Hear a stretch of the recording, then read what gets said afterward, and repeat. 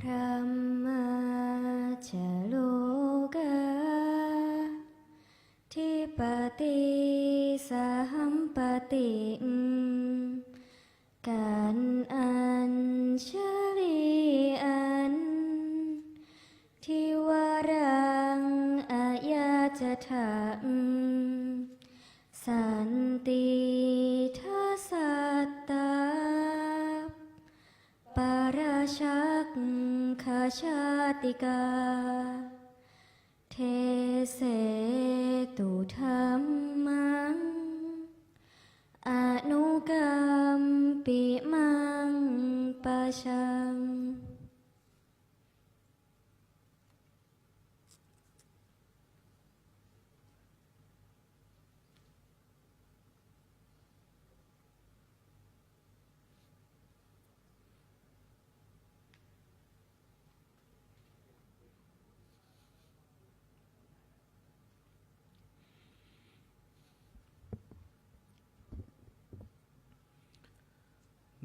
นะโมตัสสะภะคะวะโตอะระหะโตสัมมาสัม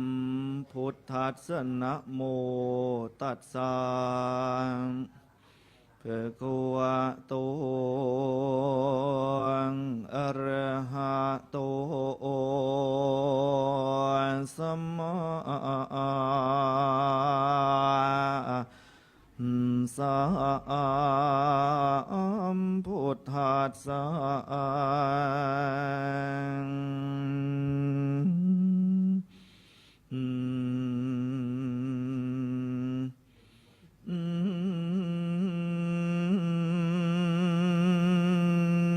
นะ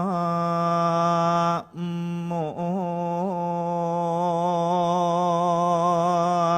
ตัสสะภะคะวะโตอะระหะโต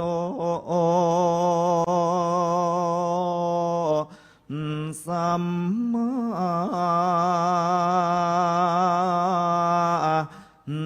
สัมพุทธัสสะพุทธติปิโขเทวีปุตตัสสะเมกาตุกัสสะสนังอาคตังกินนุโขกะโรติอาหังกันตวาชา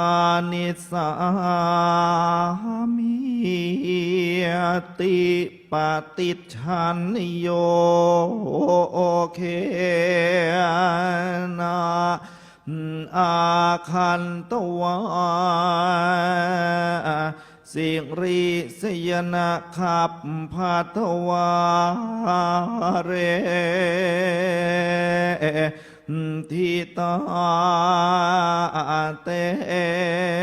สังตังสัลลา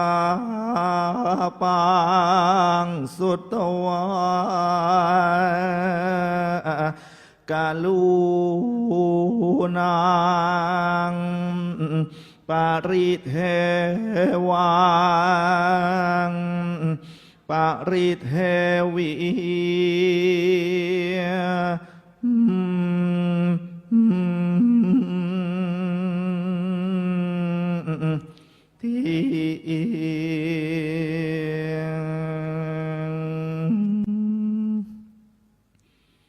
ขอกราบถวายความเคารพในพระเดชพระคุณหลวงพ่อท่านเจ้าคุณพระธรรมวชิรโมลี เจ้าวาดวัดยานนาวาที่เคารพอย่างสูง ขอความสุขความเจริญ จงบังเกิดมีแด่คณะท่านเจ้าภาพ เจ้าศรัทธา เจ้าของกันเทศ และสาธุชน คนใจบุญทุกท่านที่พร้อมจิตพร้อมใจกัน เสียสละเวลาอันมีค่า มาร่วมสดับพระธรรมเทศนา ในงานเทศมหาชาติ เวสสันดรชาดก4 ภาคเฉลิมพระเกียรติ ที่ทางคณะสงฆ์วัดยานนาวาพร้อมด้วยคณะกรรมการทายกทายิกาทุกๆคนทุกท่าน ได้จัดให้มีขึ้นณวาระนี้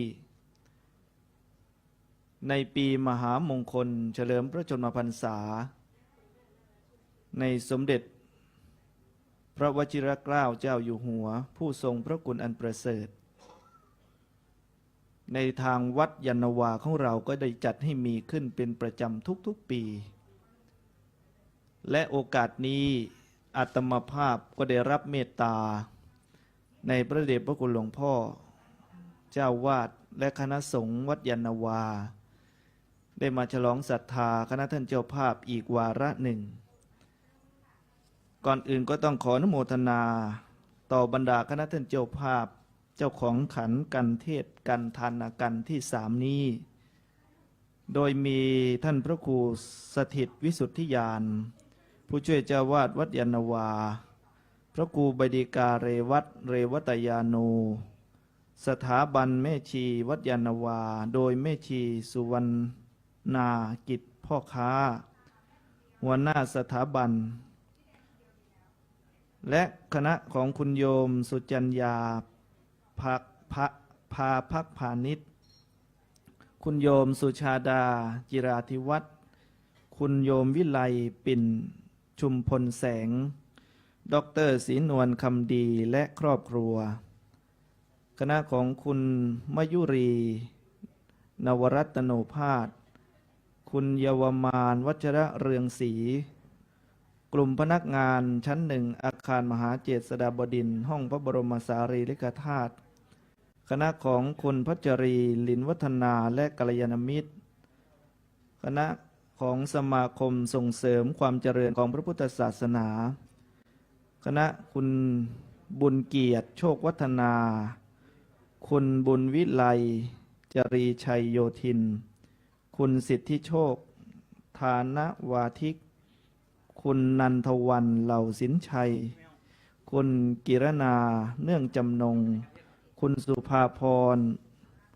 อุดชินคุณกฤษคำแดง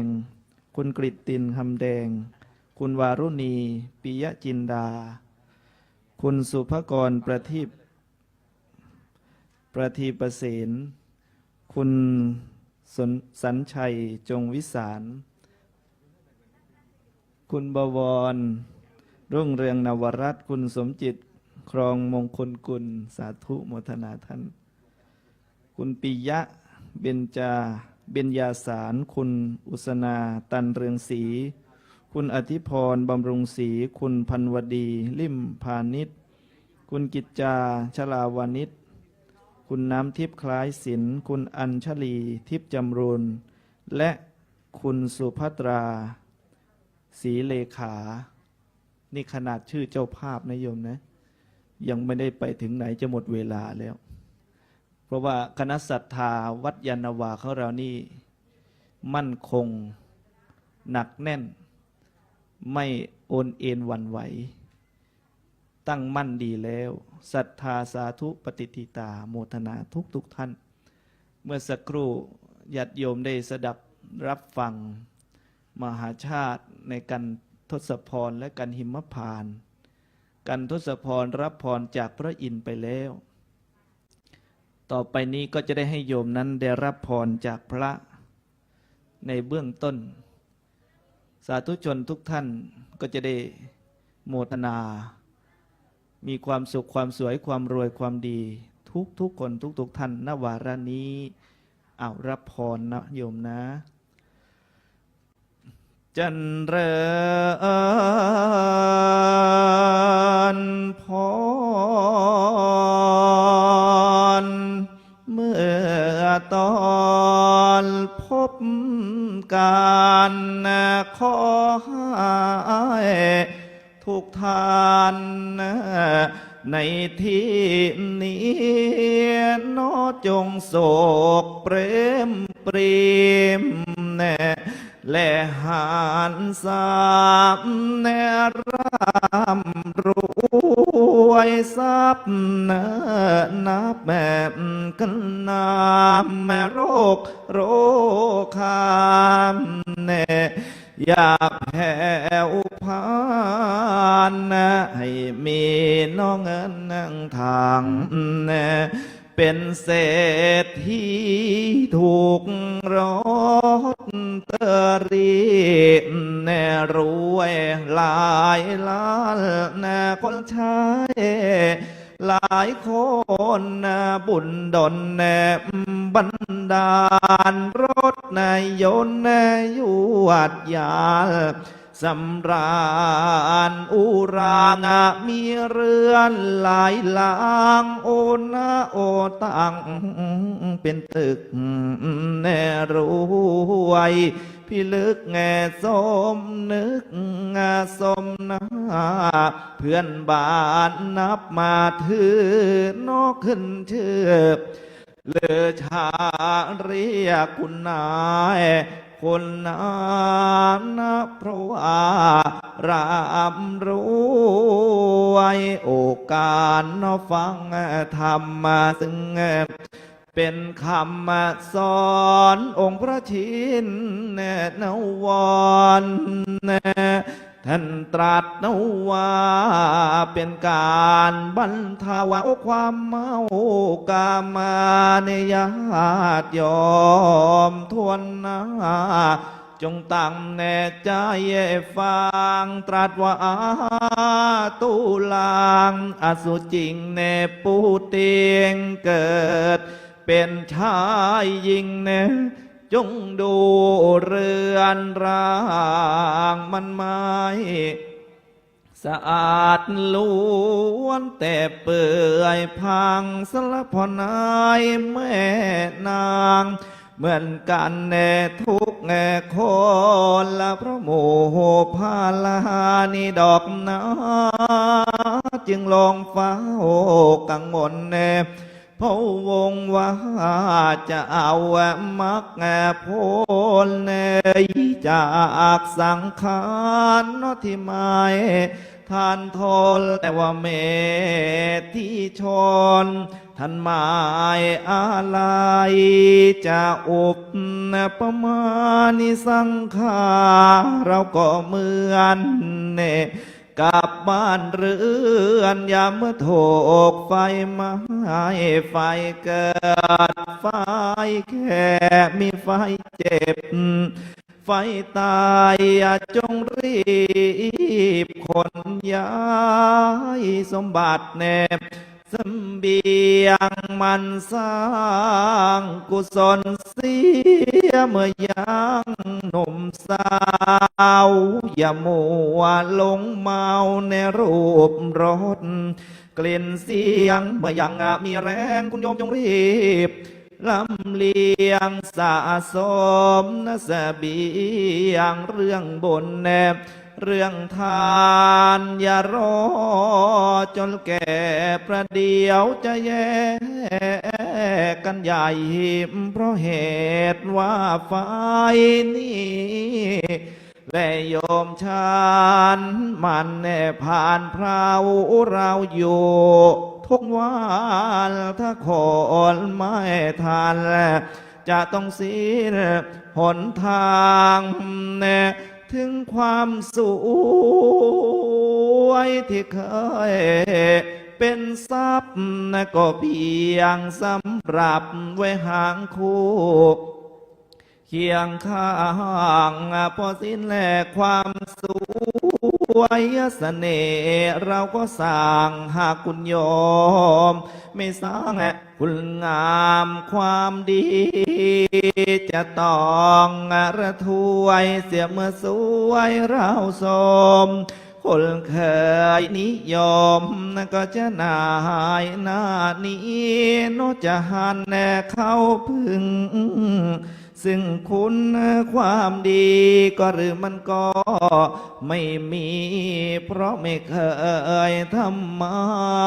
จะหาแน่หาใครเขาก็ไม่แลตกลงว่าจะต้องแก่อย่างอนาถาเพราะความประมา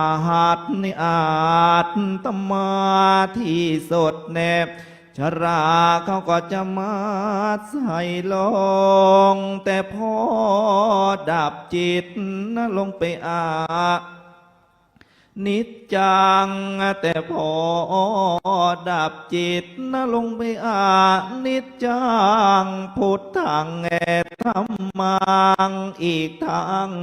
ประสงค์จะนึกแน่ก็ไม่ได้จิตใจ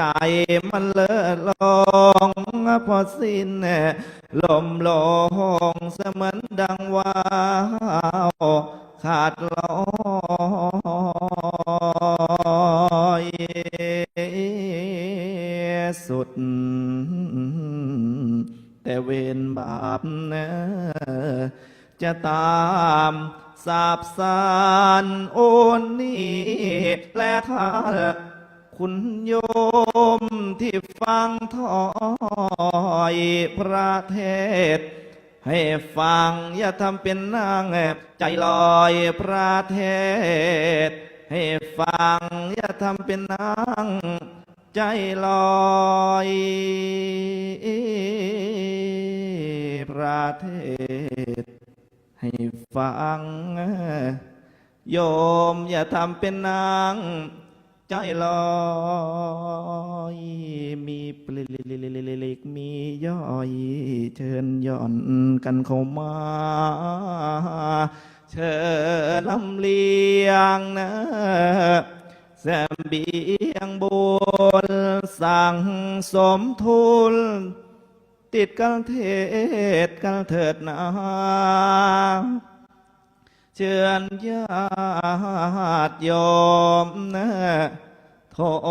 มศรัทธา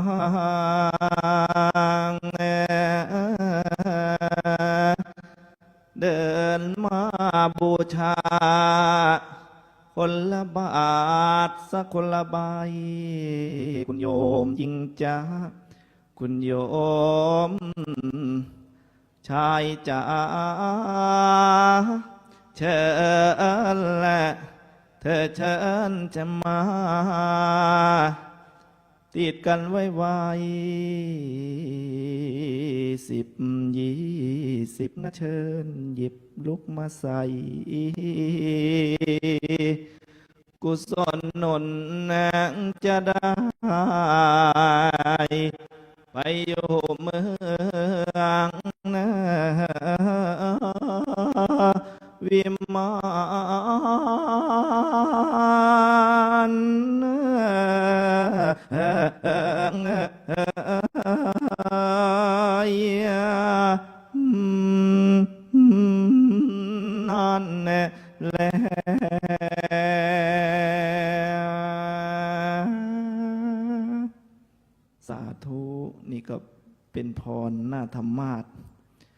ปะสาธุชนทุกๆคนทุกๆท่านวันเข้าสู่เนื้อหาสาระในมหาชาติเวสสันดรชาดกหยิบยกในตอนที่3หรือว่ากันที่3อันมีนามว่าทานกันประดับประดาไปด้วยพระคาถา209พระคาถาในกันทานกันนี้ความก็ต่อเนื่องมาจากกันหิมพานต์ที่ท่านอาจารย์พระครูประหลัดสุวัฒนธีรคุณวัดทองนพคุณคลองสารได้ฉลองศรัทธาทุกท่านจบลงไปความก็มีว่าพระเจ้ากรุงสนชัยหลังจากที่ได้รับคำทูลขอจากชาวเมืองศรีพีด้วยเหตุที่พระเวสสันดรพระราชทานช้างปัจจยนาคอันเป็นช้างคู่บ้านคู่เมืองไปให้ชาวกลิงคลัดเกิดความไม่พอใจชาวเมืองศรีพีจึงพากันเดินขบวนไปขับไล่ฟ้องพระเจ้ากรุงสนชัย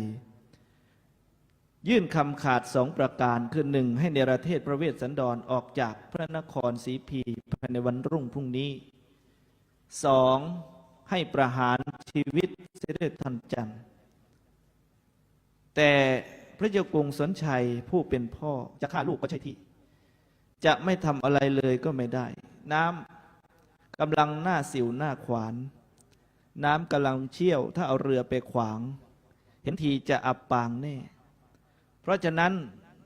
พระองค์จึงส่งให้นายนักการนำข่าวสารการเนรเทศไปทูลแก่พระเวสสันดรทรงทราบแล้ว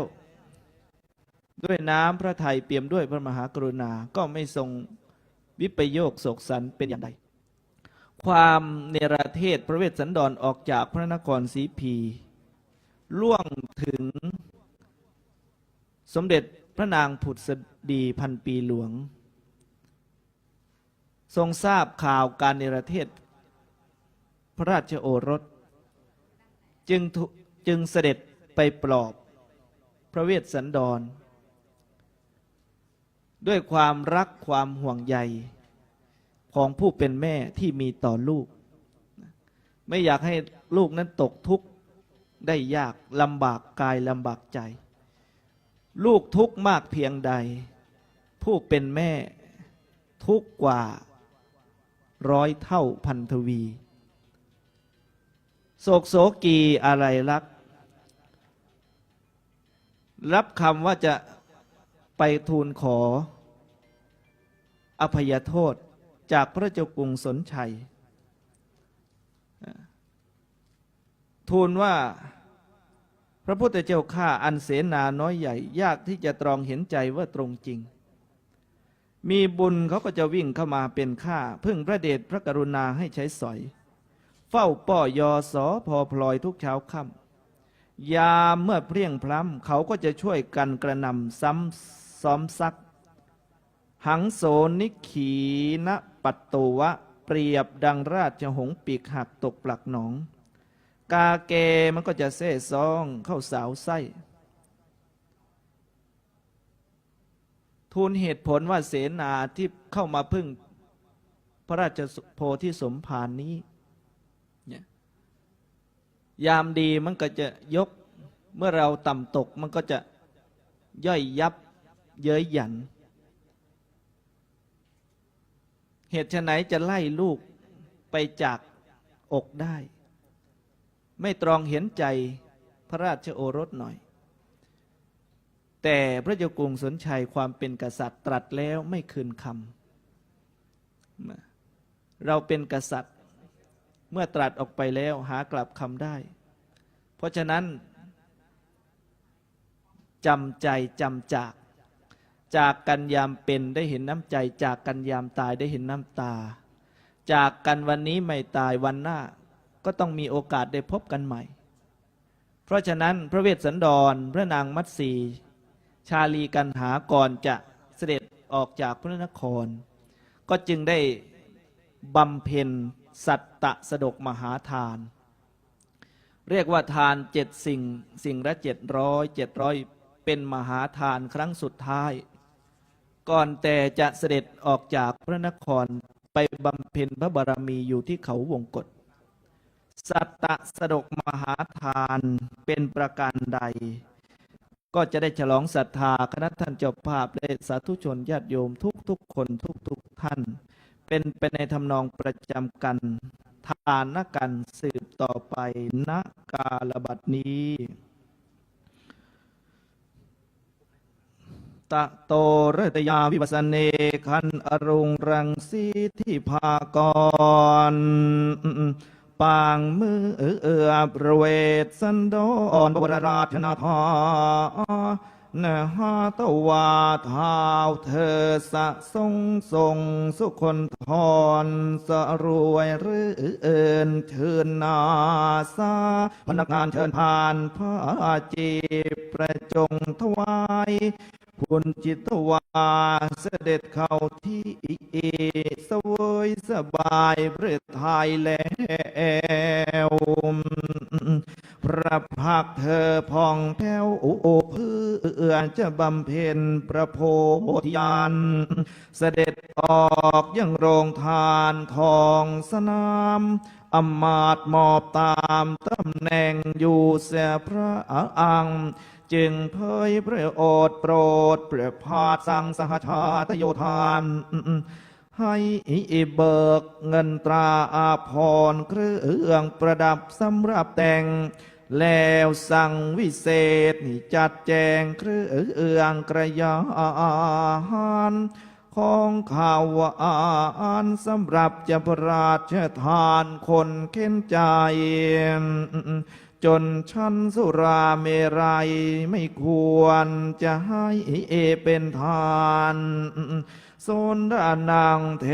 ทวรุณิงกลัวนักเรงสุราบานจะติชินเธอก็ให้พระราชทานสีอินทุกประการแล้วจะให้แจกสัตสดกมหาทานเป็นต้นว่าคดเชสาร700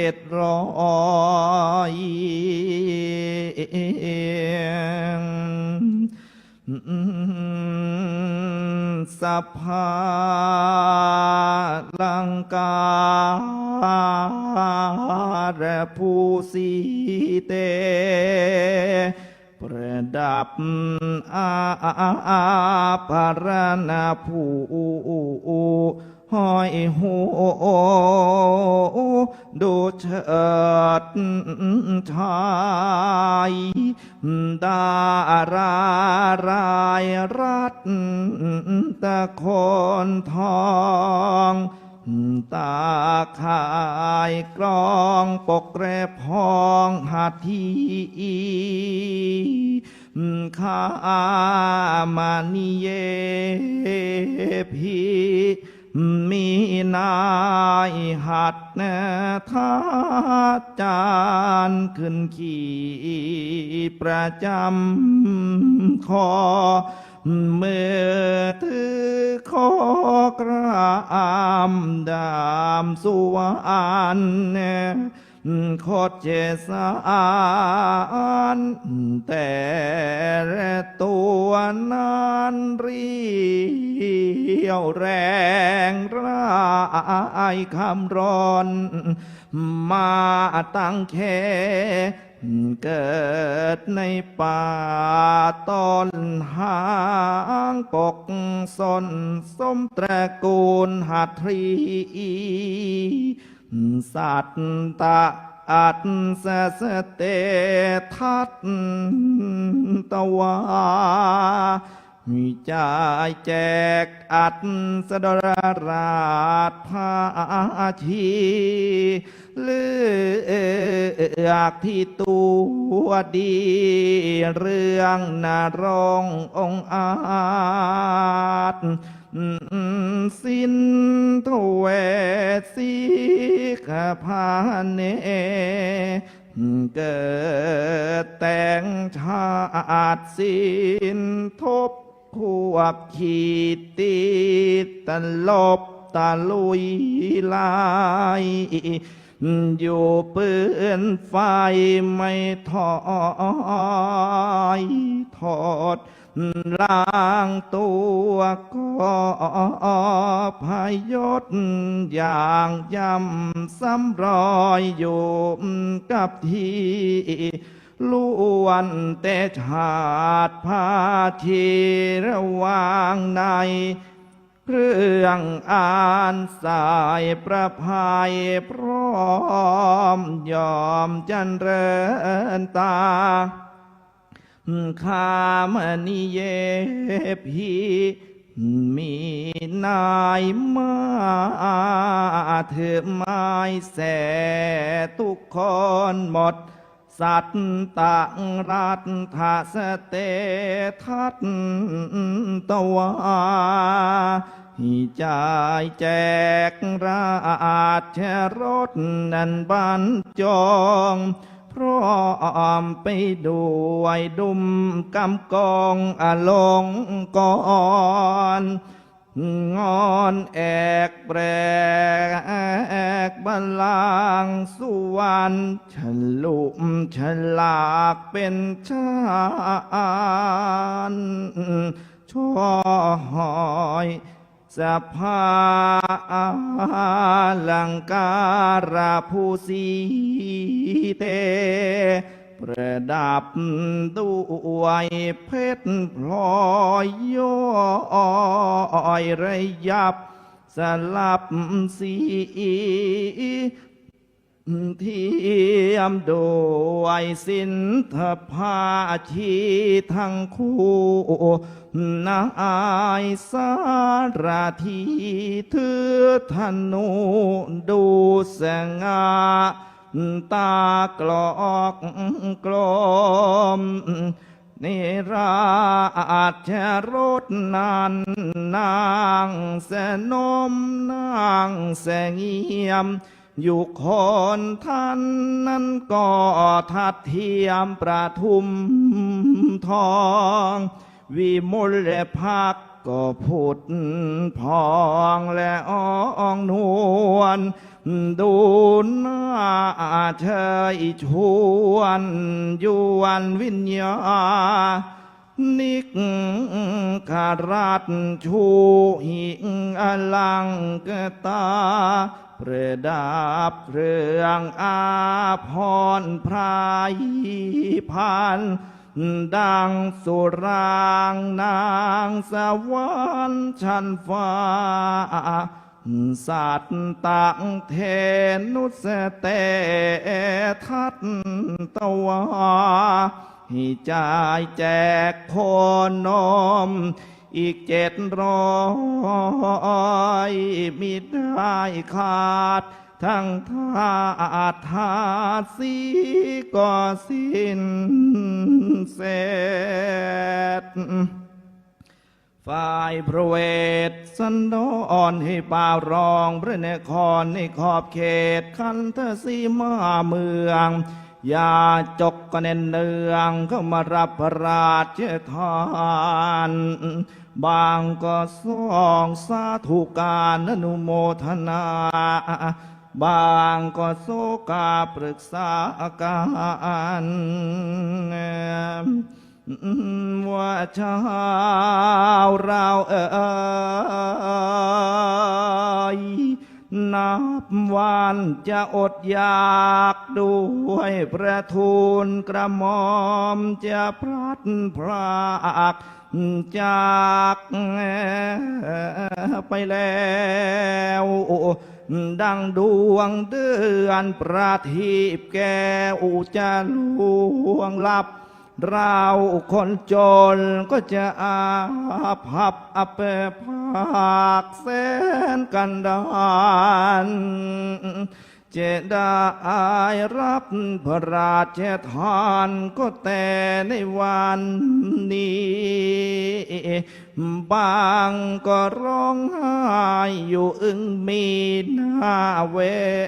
ทนาปางเมื่อประจอมประชามหาเวทสันดรด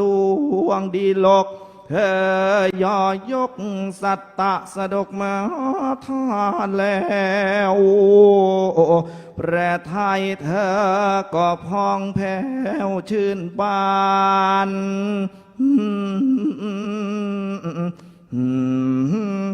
ต่อพาทานบารมี แห่งนอประชินาสีนานแล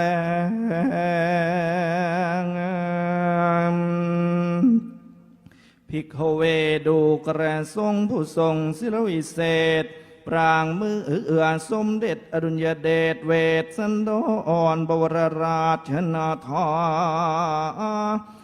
ทรงพระราชศรัทธาสมดังพระฤทัยคิดทรงพระพินิจนึกในพระทัยเทียงแท้ว่าสเววันรงพรุ่งนี้แน่แล้วสินอเราจะจากพระพารานจำจะไปถวายบังคมลาพระปิตุเรศทางพระปิ่นปกเกตพระชนนีจึงตรัสชวนพระมัตสีสีสมรอีกทั้งสองบังอ่อนโอรสระอาจเสด็จยังพระศาสตร์พระปิตุรงพระเวทสันดรเธอก็ทรงพระโสกาวา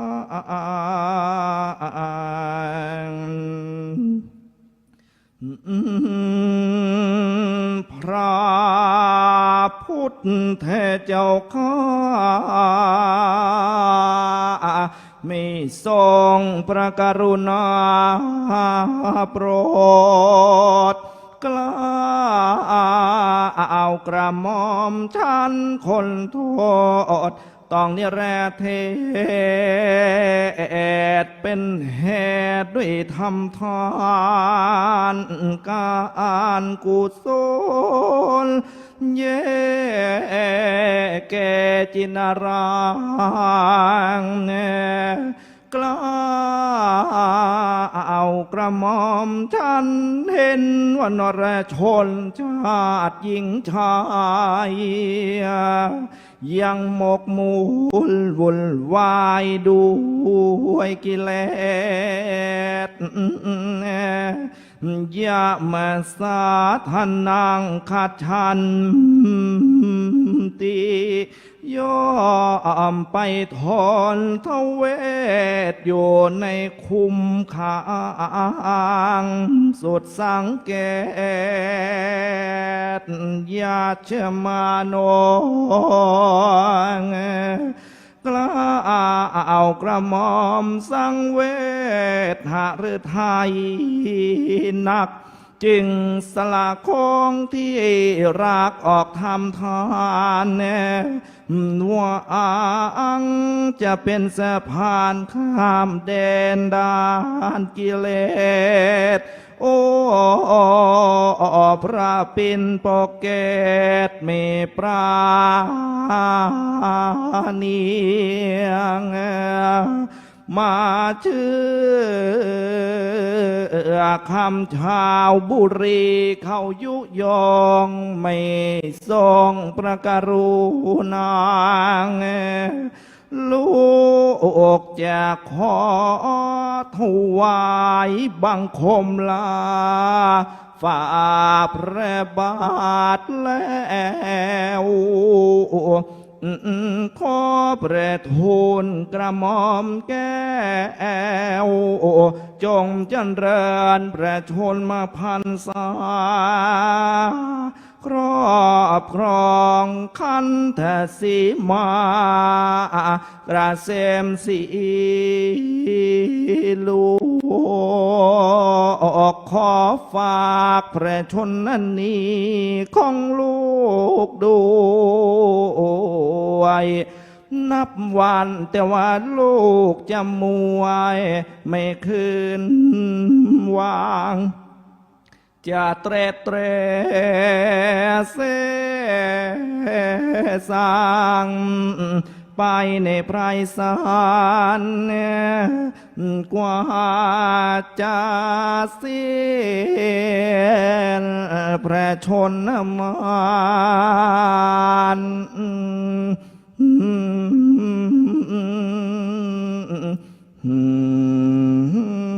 โยในป่าปราหิมพานต์นาแลงราชาสัญชโยปางมือประจอมนราธิบดีศรีสนชัยได้ทรงฟังพระโอรสทูลระอัมพิไรนามพระไทยเท้าเธอก็ให้เราร้อนประหนึ่งว่าจะผ่อนพันหายจึงพินพระพักมาตรัสปราศัยกับพระสุนิสาสีสะพายว่า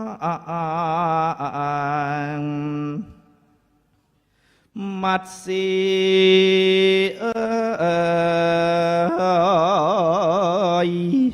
พาเจ้าชาลีกันหา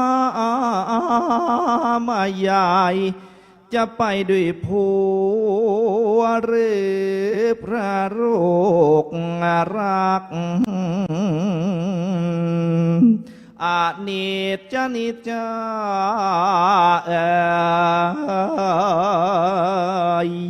อย่าไปเลยฟังเพราะว่าใครชั่วก็ชั่วไปอย่าเอาใจภาวะผวังจะเอาจงฟังบิดาว่าเถิดแนมัดเสียงจงอยู่ในบุรีดังก่อนมาตามคำพ่อว่านี่แล้ว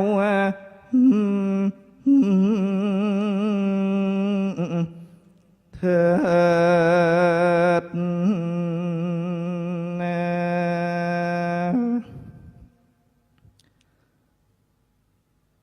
จะกล่าวความมาไปตามคำเพียถึงแม่มัดสีมนาสีสมอนได้ฟังทรงฤทธิ์ในองค์พระบิดรกล่าวสุนทรแนทางทัดแนทานนางน้อมเกตเกษากล่าวบรรยายยังตูนแน่ทวายแน่โดยวิทย์แน่ทานแน่แด่พระองค์แม่ว่ารงการเพราะสงสารลูกเป็นแนบสตรี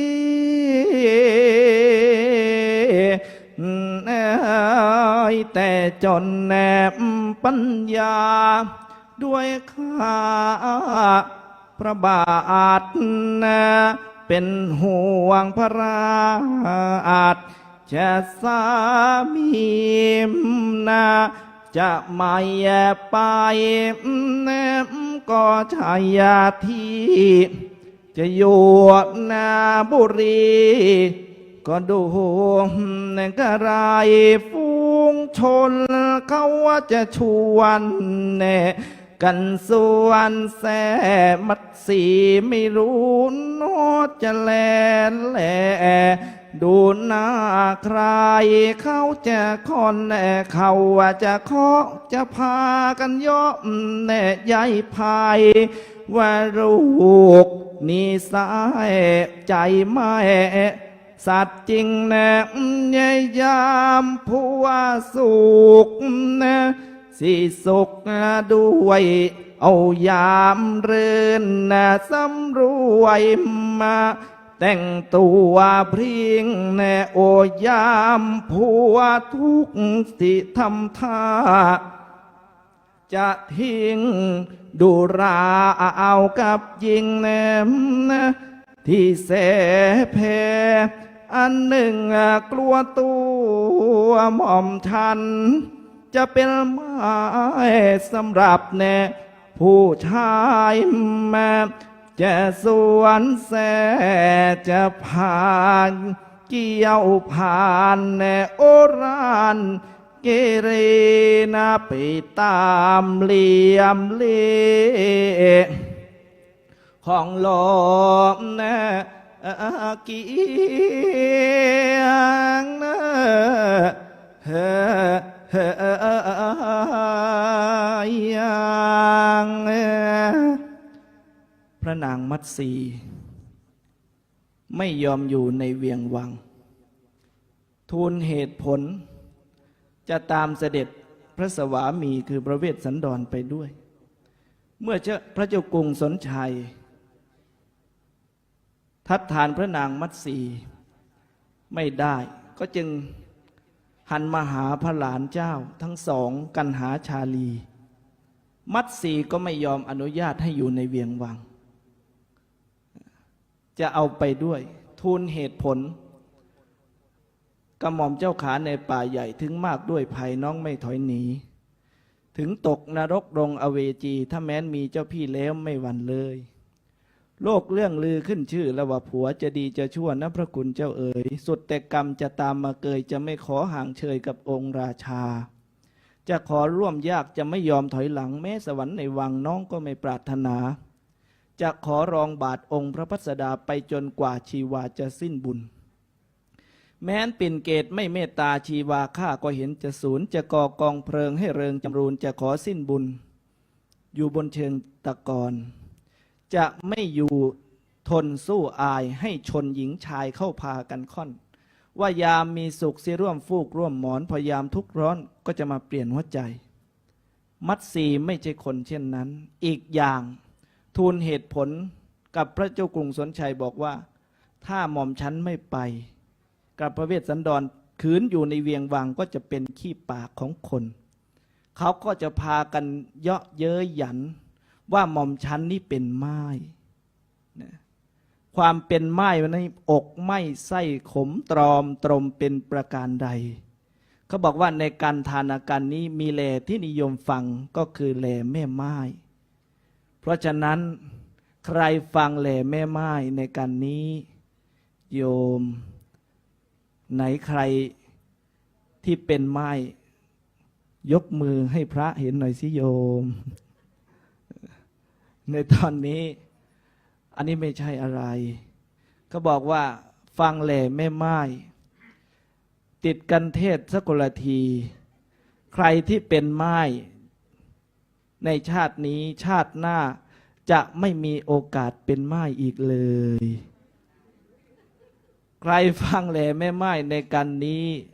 ใครที่ยังไม่ได้เป็นไม้ติดกันเทศในการธนาการฟังแหล่ไม่ไม้ในการนี้บูชาทำอีกสักคนละทีจะไม่มีโอกาสเป็นไม้เสมือนฉีดวัคซีนป้องกันไม้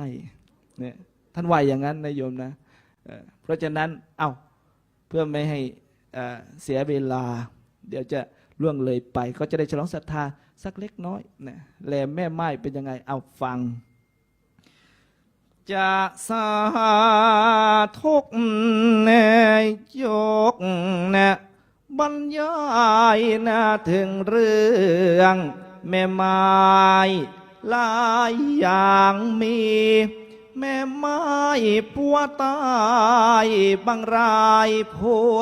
ยาบางรายนั่นน้ำอีผัวหลบหนีบางรายทิ้งผัวเพราะเบื่อคุณพี่จะตาไม่ดีก็จึงต้องอยู่นอคนเดียวจะไปทางไหนระวังไว้นะผู้ชายปากกล้าสิเขาจะมาอารมณ์กี้เอี่ยวพวกชายเจ้าชู้นี่มันจังกรูนากันเกลียวเกาะแกโอโพดเกี่ยวไม่กลัวเกรงแน่พอสิ้นผัวมันตัวสิ้นหลักโอชายหันชายหักมันคอยข่มแหงโนอย่ารงระเริงแ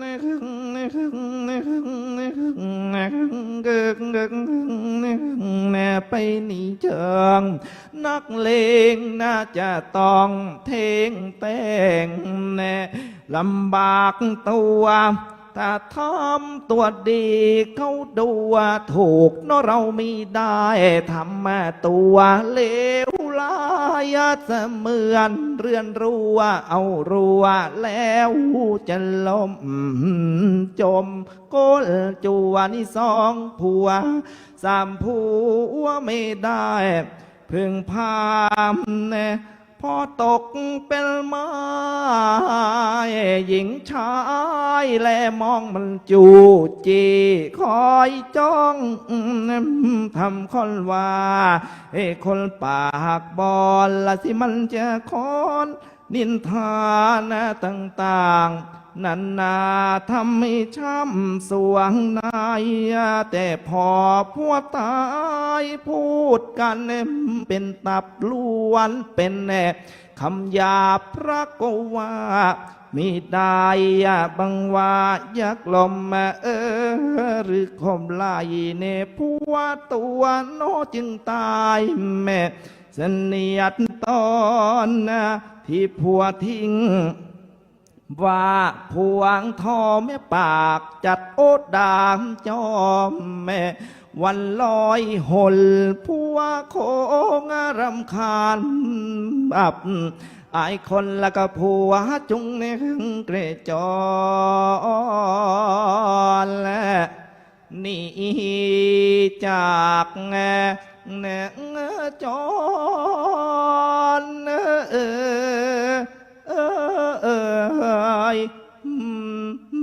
นั่น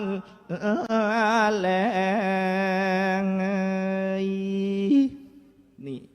แม่ไม้ลำบากลำบนเป็นทุกข์เป็นยากเป็นขี้ปากของคนมัดสีไม่ยอมอยู่เอาเป็นว่าสี่กษัตริย์พระเวสสันดรพระนางมัตสีชาลีกันหากราบบังคมทูลลาพระเจ้าปู่พระเจ้าย่าขึ้นราชรถเทียมด้วยม้าเวียนรอบพระพาราเป็นการสั่งเมืองเสด็จออกจากกรุงศรีพี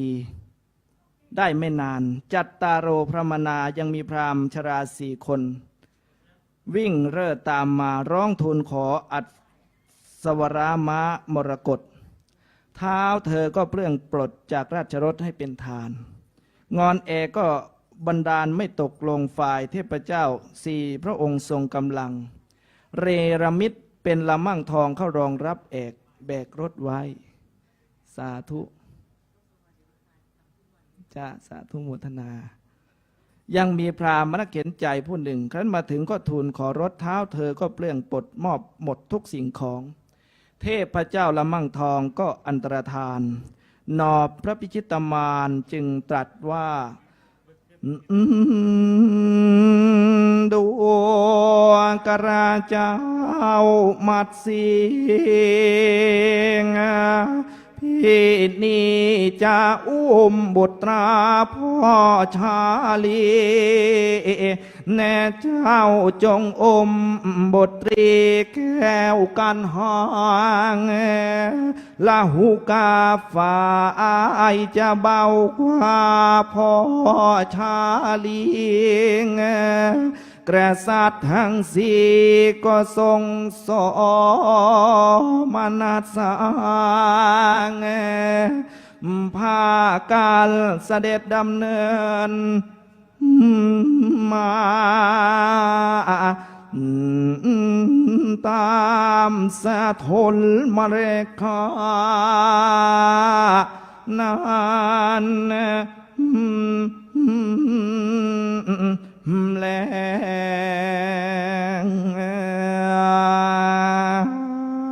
ฐานะกันดังนิติตัง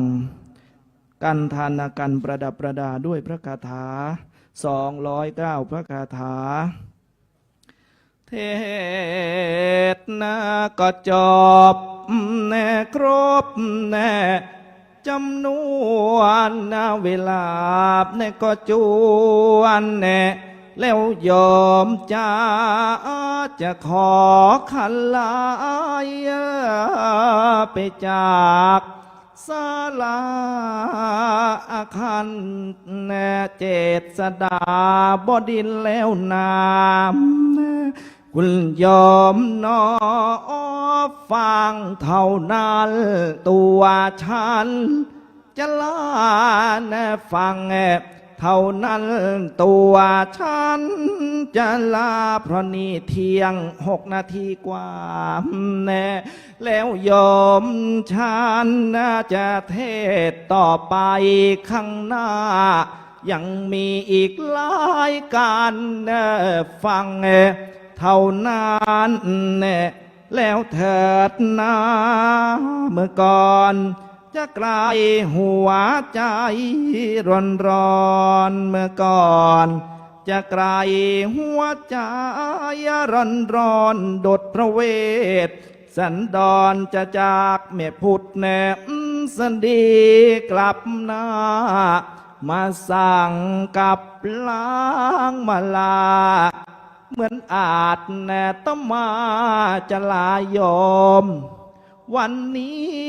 คุณยอมสมมุติเป็นแม่พุทธแนบสดีส่วนมิงมัดสีไม่ต้องสมมุติแนพูดใดจะจากโยมไปให้อเนตอนาถนะจะจากโยมไปเหมือนหัวใจจะขาดคิดถึงโยมญาติวัดยานนาวานี่นาจะจากโยมไปหัวใจพระจะขาดขอค่าน้ำมันกลับวัดโสธรอีกคนละบาทนี่จะมีบังไหมคุณยอมจารูปต้องลาลัดแน่กลับยังวัดว่าวัดโสธรก็นี่แล้วนาคุณยอมนอนลาเจ้าของการทานกันนี่ด้วยกุศลแน่จงช่วยอย่าคุณยอมสุขเขียขอลาประเดชพระคุณแน่หลวงพ่อเจ้าอาวาสที่แสนใจดีอาจารย์เจ้าคุณและเลขานี้ที่แสนใจดีนิมนต์อาจนาตมาแสดงธรรมนะวันนี้ให้ท่านเปลืองปราดนะฉลาดเหลือล้ำมัธมีเทศธรรมนะนิมนต์ผมอีกสักทีอยากขอให้กุศลเนสโมสรขอ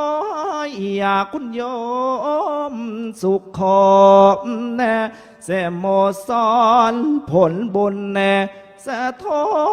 นให้เป็นเศรษฐีความเจ็บนายได้ความค่ายอย่ามีนะส่งท้ายพรนี้ให้ยอมนะจงสุขีสุขีโชคดีกันหมดนะทุกคนนะ